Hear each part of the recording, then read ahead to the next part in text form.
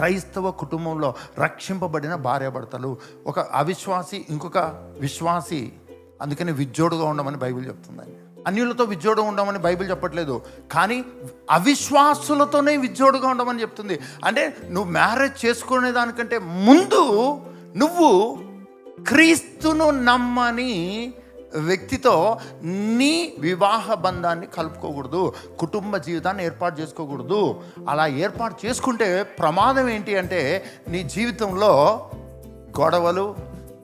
అందుకనే చాలామంది తల్లిదండ్రులు అంటూ ఉంటారు ఏంటంటే లవ్ మ్యారేజీ కరెక్ట్ కాదు, అరేంజ్ మ్యారేజే కరెక్ట్ అంటూ ఉంటారండి. ఎందుకంటే వాళ్ళు నిర్ణయించుకున్న దాంట్లో ఎన్నో లోపాలు ఉంటాయి.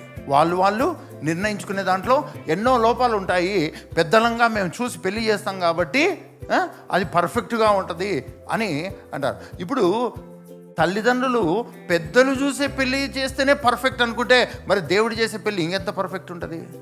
తల్లిదండ్రుల కంటే పెద్దవాడైనటువంటి దేవుడు, వాళ్ళు దేవుని చిత్తానుసారంగా దేవుని నమ్మిన ఒక వ్యక్తితో వివాహం జరిగితే, వివాహం చేసుకోవాల్సిన వ్యక్తి మొట్టమొదట చూడాల్సిన స్టేటస్ ఏంటంటే క్రీస్తునందు విశ్వాసం ఉంచిన వ్యక్తి కాదా అన్ని చూసుకోవడంలో ఎంత గొప్ప ఆశీర్వాదం ఉంటుంది, ఎంత గొప్ప ధన్యత ఉంటుంది.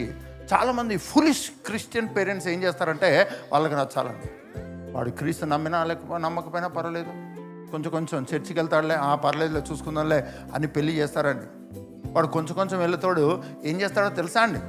పూర్తిగా వెళ్ళే అమ్మాయిని పట్టుకెళ్ళిపోతాడండి. నేను ఎప్పుడు చెప్తూ ఉంటాను ఏంటంటే పాస్టర్ కొడుకు పేరు పీటర్ అండి.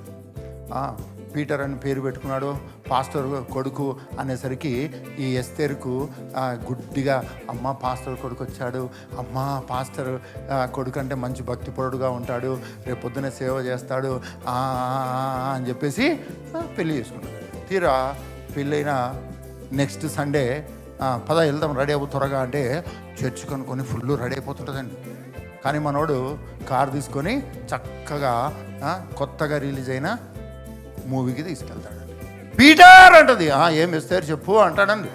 అందుకనే దేవుని వాక్యం చెప్తుంది అవిశ్వాసులతో విజ్జోడుగా ఉండమని. కనీసం క్రిస్టియన్ ఫ్యామిలీలో పుట్టినా సరే ఆ తల్లిదండ్రుల భక్తిని చూడొద్దు, ఆ పెళ్లి చేసుకునే అమ్మాయి అబ్బాయి యొక్క భక్తిని చూడాలి. మరీ భక్తిపరుడు అయితే కూడా వద్దండి, విశ్వాస అయితేనే చేసుకోవాలండి. ఎందుకంటే చర్చిలో ఉన్నంతసేపు కొంగు కప్పుతారండి, తర్వాత బయటకు వచ్చిన తర్వాత భర్త మొహాన్ని కప్పేస్తారండి.